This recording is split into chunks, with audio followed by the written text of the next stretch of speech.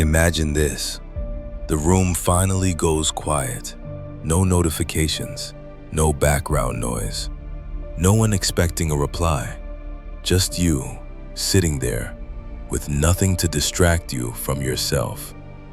And almost immediately, something tightens in your chest. Not because you're alone, but because you're seen. Not by anyone else, by yourself. You call this feeling loneliness. But if you're honest, it doesn't feel like missing people. It feels like being exposed. As if the moment the world stops talking to you, something inside starts speaking, and you don't like what it might say. You've been told your whole life that humans are social creatures, that we fear isolation because we need connection. And that's true, but it's not the whole truth. Because there's a difference between being alone and being undistracted. Most people aren't afraid of empty rooms. They're afraid of empty roles. They're afraid of the moment when there's no one to perform for, no mirror reflecting back who they're supposed to be. Think about how quickly you reach for your phone when there's a pause, how instinctively you fill silence with sound, how uncomfortable you feel when there's nothing to respond to. It's not boredom, it's avoidance, because silence removes your excuses. It strips away the noise that usually stands between you and the parts of yourself you haven't made peace with. When you're busy, you can pretend. When you're connected, you can blend in. When you're needed, you can define yourself by function. But when you're alone, truly alone, none of that works. There's no audience to reassure you, no task to justify your existence, no external rhythm to follow. Just you. And that's when the real fear begins. You don't fear loneliness. You fear seeing who you are without context. You fear the version of yourself that exists before labels, before achievements, before explanations. Because that version doesn't come with instructions. From a psychological perspective, this isn't weakness, it's conditioning. From the moment you were young, you learned how to be acceptable by adapting. You learned which parts of you earned attention, which earned praise, and which needed to be hidden. Over time, you built a self that works, a self that functions, a self that survives socially. But what you rarely built was a relationship with the parts of you that didn't fit neatly into that structure. The doubts you never voiced, the desires you downplayed, the anger you rationalized away, the sadness you learned to handle. These parts didn't disappear. They went underground, and silence is where they live. So when everything finally goes quiet, it feels like standing at the edge of something deep and uncharted. Not because it's dangerous, but because it's unknown. Philosophers have written about this for centuries. Nietzsche warned that when you stare into the abyss, it stares back. Not because it's evil, but because it reflects what you've avoided seeing. Jung spoke of the shadow, not as something dark or immoral, but as everything you never allowed into consciousness. Loneliness isn't the abyss, it's the doorway, and most people never step through. Instead, they stay busy. They fill their calendars. They chase stimulation. They maintain constant connection, not to feel close, but to feel buffered.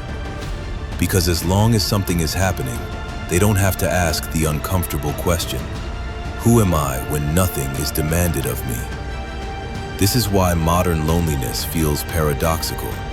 You can be surrounded by people and still feel deeply alone. You can be constantly connected and still feel unseen. Because connection without presence doesn't heal isolation.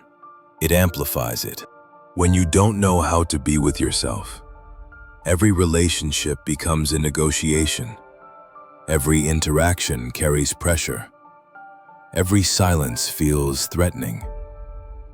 You start needing others not for intimacy, but for escape. Escape from your thoughts. Escape from your feelings. Escape from the quiet awareness that something inside you has been waiting a long time to be acknowledged. And here's the part most people miss. The self you're afraid to see isn't broken. It's unfinished. It's raw, unedited, unexplained. It doesn't fit into a clean narrative, and that makes it uncomfortable in a world obsessed with clarity and confidence. But that discomfort isn't a sign you should run. It's a sign you're close to something honest. At first, solitude feels sharp. You notice how quickly your mind tries to analyze itself, how it wants to label every feeling, explain every sensation, fix every discomfort.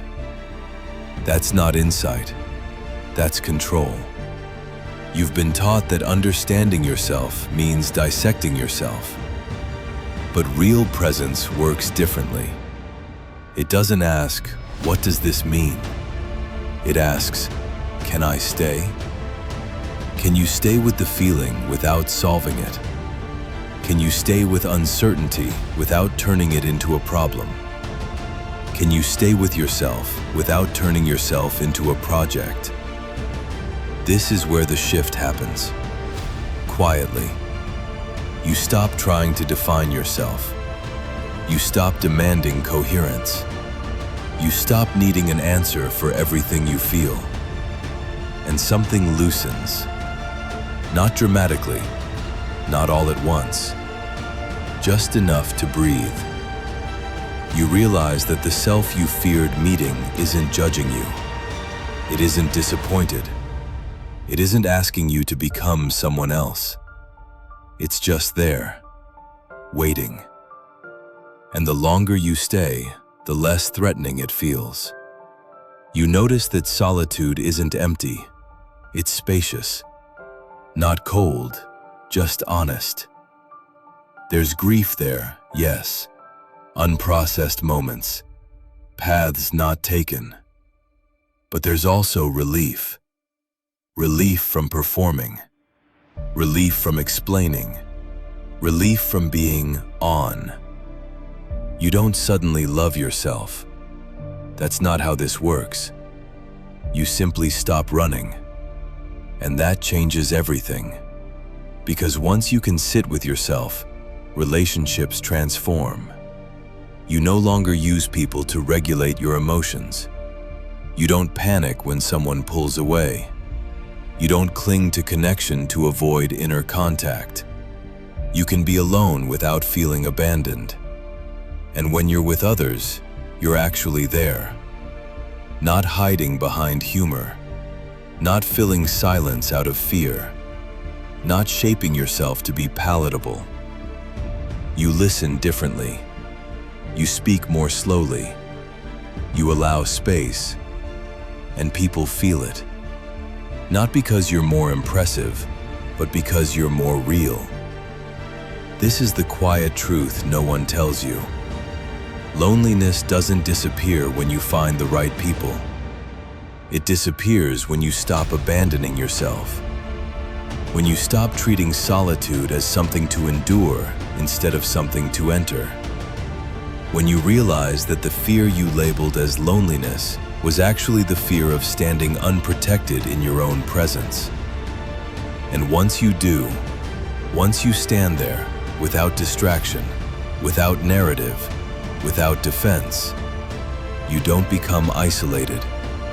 You become grounded. There's no dramatic ending here, no final revelation, no permanent state of peace, just a subtle, steady sense of being at home, with yourself. And from that place, life doesn't get louder, it gets clearer. You still connect, you still desire, you still struggle, but you're no longer running from the quiet, because you've learned something essential. You were never afraid of being alone. You were afraid of finally meeting the one person you could never leave. And now that you have, the room doesn't feel empty anymore. It feels honest.